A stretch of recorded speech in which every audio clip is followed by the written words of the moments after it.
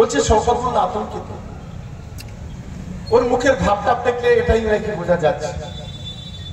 বলছে ওকে জিজ্ঞাসা করলে সবকিছু পাওয়া যাবে। ভাবতে পারেন এরা হচ্ছে তো পরিযায়ী পাখির দল। একজন কর্মী যখন হারিয়ে যায় এর যে কত বড় যন্ত্রণা, এটাই নওশাদ সিদ্দিকীরা বোঝে না। আজকের এখানে যারা বসে আছে, আমরা যারা মঞ্চে আছি, একসঙ্গে আমরা মিটিং করছি, মিছিল করছি, রাজনীতি করছি, লড়াই করছি, আন্দোলন করছি, সংগ্রাম করছি। হয়তো আমাদের রক্তের সম্পর্ক নেই, কিন্তু রক্তের সম্পর্কের চাইতে সাংগঠনিক সম্পর্কটা অনেক বড়। সুখ দুঃখে আমরা একে অপরের পাশে দাঁড়াই। আর যখন সেই কর্মীটা আমাদের পাশ থেকে যখন তাকে খুন করে দেয়, একজন পরিবারের সদস্য মারা গেলে বা খুন হয়ে গেলে যে যন্ত্রণা, সেই যন্ত্রণা আমাদের কুড়ে কুড়ে খায়। আমরা যখন শোকাহত, আমরা যখন মর্মাহত, তখন এই নওশাদ সিদ্দিকীর মতো অসভ্য চারপেয়ে জন্তুরা আজকে এই ধরনের কথা বলে, এটা সবচেয়ে বড় লজ্জা। আমি তাই আপনাদের কাছে অনুরোধ করতে চাই, আপনাদের আশীর্বাদ দোয়া নিয়ে, দিদির আশীর্বাদ নিয়ে, অভিষেক বন্দ্যোপাধ্যায়ের নির্দেশে আমি সেদিন ভাঙড়ের দায়িত্ব নিয়েছিলাম। আর আপনাদের আশীর্বাদ ভালোবাসা যদি থাকে, 2026 ওকে লেজে গোবরে করে ভাঙড় থেকে হুগলিতে পাঠাবো, এটাই হচ্ছে আমার শপথ। উচিত শিক্ষা ওকে দেব।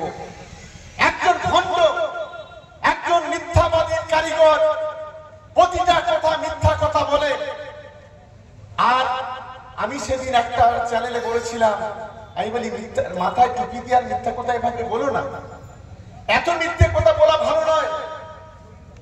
এত মিথ্যে কথা বলে, আপনারাই তো বলেন যে যারা মিথ্যা কথা বলে তাদের কোনো ঈমান থাকে না, তাদের পিছনে নামাজ পড়া যায় না। আমি হাজার মিথ্যে কথার প্রমাণ করে দেবো, কোটি মিথ্যে কথার প্রমাণ করে দেবো এই নওশাদ সিদ্দিকী।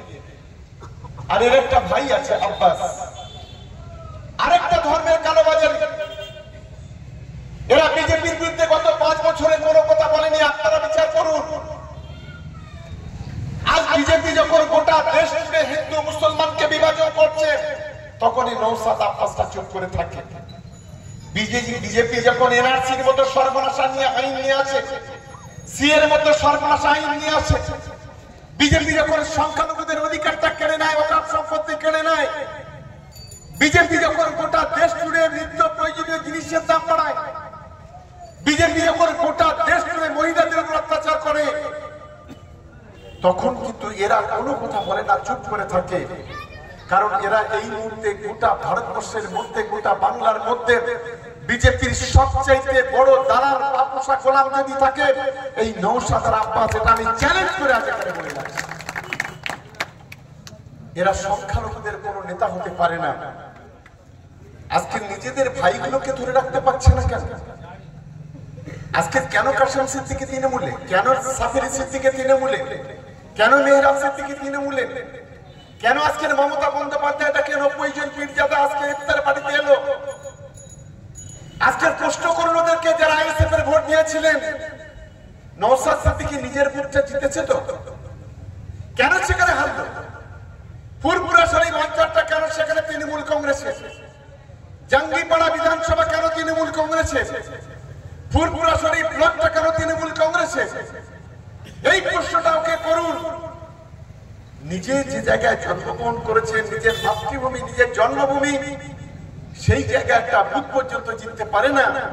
আর ভাঙড়ের মানুষকে বোকা বানিয়ে ধর্মের ভাবাবেগ তৈরি করে এখানে 2021 সালে আমাদের দলের কিছু গাদ্দারদের সহযোগিতা নিয়ে সেদিন ওরা ভোটে জিতেছিল। আপনারা যদি সত্যিকারে যদি রাজনীতি করে থাকি, আর আপনাদের দোয়া আশীর্বাদ ভালোবাসা যদি থাকে, 26-এ তৃণমূল কংগ্রেস ভাঙড়ে জিতবে, জিতবে, জিতবে, আর আমার ক্ষমতা কারণ নেই। আমি তাই সকলের কাছে অনুরোধ করব, আপনারা জানেন যে আমরা এই ক্যানিং পূর্ব বিধানসভা যারা মানুষ আছি, একটা সময় এই এলাকার রাস্তাঘাট ছিল না, পানীয় জল ছিল না, গ্রামে কোনো বিদ্যুৎ ছিল না, সরকারি পরিষেবা আমরা কোনো কিছু পেতাম না। কিন্তু আজ আমাদের প্রিয় মুখ্যমন্ত্রী মমতা বন্দ্যোপাধ্যায়ের হাত ধরে আজকের গোটা ক্যানিং পূর্ব বিধানসভা জুড়ে অলিতে গলিতে পিচের রাস্তা, কংক্রিটের রাস্তা, আজকের প্রতিটি বাড়িতে বাড়িতে আমরা বিদ্যুতের বাতি পৌঁছাতে পেরেছি। আজকে নিকাশি ব্যবস্থার জন্য আমরা বিভিন্ন প্রপোজাল দিচ্ছি। আজকের পঞ্চায়েত সমিতি, গ্রাম পঞ্চায়েতের মাধ্যমে আজকের দিদির যে সামাজিক প্রকল্পগুলো আছে, সেই প্রকল্পগুলো আমরা প্রত্যেকটা মানুষের বাড়িতে বাড়িতে পৌঁছে দেওয়ার চেষ্টা করছি। আমাদের লক্ষ্য হলো একটা, ভোটের আগে শুধু সন্ধিয়া বাজার, শুধু সাকসার বাজার কিংবা শুধু চন্দনেশ্বর বাজার নয়, আমাদের এদিকে কালেরাই থেকে শুরু করে, মাধবপুর থেকে শুরু করে, চারটা থেকে শুরু করে, পোদরা থেকে শুরু করে, মিলন বাজার থেকে শুরু করে, সাকসার থেকে শুরু করে যত বাজার আছে, আমরা ভোটের আগে প্রত্যেকটা বাজারে বাতি স্তম্ভ জ্বালাবো। এটাই হচ্ছে আমাদের শপথ, এটাই হচ্ছে আমাদের লক্ষ্য। আমরা সেই লক্ষ্য নিয়ে কাজ করছি। আমাদের প্রপোজাল সন্ধ্যা থেকে সাকসার, সন্ধ্যা থেকে চন্দনেশ্বর বাজার, এই প্রপোজাল দেওয়া আছে, তার কাজ চলছে। মাঝখানে কোথায় একটু গ্যাপ হবে। আমাদের এদিকে আমাদের মাধবপুর বাজার, কালেরাই বাজার আছে, তো কালেরাই বাজার আছে, আমাদের টাটা বাজারে কাজ চলছে, আমাদের মিলন বাজারে কাজ চলছে, আমাদের সাকসার বাজারে কাজ চলছে, আমাদের গোদরা বাজারে কাজ চলছে, সাকসারপুরে কাজ চলছে। যতগুলো বাজার আছে আমরা প্রত্যেকটা বাজারে, সন্ধ্যালিয়া বাজারেও কাজ চলছে। আমরা প্রত্যেকটা বাজারে লাইটটা দিতে চাই, কারণ সন্ধ্যা হলে গ্রামের মানুষ আজকের বাজারগুলোতে আসে। সেই বাজারের ইনফ্রাস্ট্রাকচারটাকে ডেভেলপ করার জন্য আমরা প্রত্যেকটা বাজারে বাতি স্তম্ভ দিচ্ছি। আমরা ইতিমধ্যে আপনাদের যে রাস্তা এখন ভালো আছে, এই সন্ধ্যা থেকে বাংলার হাট, এটা বাংলার সড়ক যোজনাতে আছে।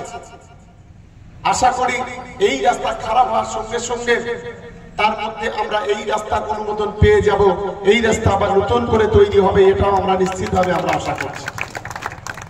আজকে যারা এসে ভোট দিয়েছিল তাদের বলুন না, আমার এই ভাঙড়ের অনেকে রাস্তার কথা বলে, আমি ওদের বলি যে হুজুরির বললে একবার ফুটপাত দিয়ে দিই। ওরা এখন নিজেদেরকে অনেক বড় বড় ভাবতে শুরু করেছে। এই যে ধান্দাবাজি, ধাপ্পাবাজি, চিটিংবাজি, একজন সংখ্যালঘু পরিবারের সদস্য হিসেবে আমার সংখ্যালঘু পরিবার মুসলিম ভাইরা যারা আছে, আমি তাদেরকে অনুরোধ করব, আপনার ঘরে আপনার ছেলেমেয়েরা লেখাপড়া শিখছে, আপনার ছেলেমেয়েরা মানুষের মধ্যে মানুষ হচ্ছে, আপনি একজন শিক্ষিত, একজন বুদ্ধিজীবী। আজকে যে ভাওতা, যে প্রতারণা দিয়ে বাংলার সংখ্যালঘু মুসলমানের ভোট কেটে বিজেপির হাতটাকে যেভাবে শক্তিশালী করতে চাইছে, এর বিরুদ্ধে মানুষকে সতর্ক করতে হবে, সজাগ করতে হবে। আমরা বাংলায় সাম্প্রদায়িক দাঙ্গা চাই না, আমরা বাংলায় হিন্দু মুসলমানের বিভাজন চাই না, আমরা হিন্দুদের রক্তে মুসলমানদের হাতটা লালো আর মুসলমানদের রক্তে হিন্দুদের হাতটা লালো, এটা আমরা কখনো চাই না। আমরা বাংলায় ভ্রাতৃত্ব চাই, বন্ধুত্ব চাই, একতা চাই, ঐক্য চাই, ভালোবাসা চাই, স্নেহ চাই, মায়া চাই, মমতা চাই। এটাই হচ্ছে আমরা বাংলার মাটিতে চাই। কারণ এই বাংলা রামকৃষ্ণ পরমহংসদেবের বাংলা, এই বাংলা নেতাজি সুভাষচন্দ্রের বাংলা, এই বাংলা স্বামী বিবেকানন্দের বাংলা, এই বাংলা কাজী নজরুল ইসলামের বাংলা, এই বাংলা রবীন্দ্রনাথ ঠাকুরের বাংলা, এই বাংলা প্রতিরোধ অত্যাচারের বাংলা। এই মহান মনীষীরা কখন বাংলায় সাম্প্রদায়িক সম্প্রীতি নষ্ট হওয়ার কথা বলেনি, ধ্বংস করার কথা বলেনি। কিন্তু আজকে ধর্মের কালোবাজারিরা আজকে বিভিন্ন রূপে, বিভিন্ন ঢঙে, বিভিন্ন ভাবে এসে আজ বাংলার হিন্দু মুসলমানকে বিভাজন করতে চাইছে। আমাদের লড়াইটা হচ্ছে সেই জায়গায়। আমি সকলকে অনুরোধ করব যে আগামী দিনে জাতি, ধর্ম, বর্ণ নির্বিশেষে আমাদের ঐক্যবদ্ধ হতে হবে এবং বাংলাকে যদি রক্ষা করতে হয় তাহলে মমতা বন্দ্যোপাধ্যায়ের পাশে থাকা ছাড়া দ্বিতীয় কোনো রাস্তা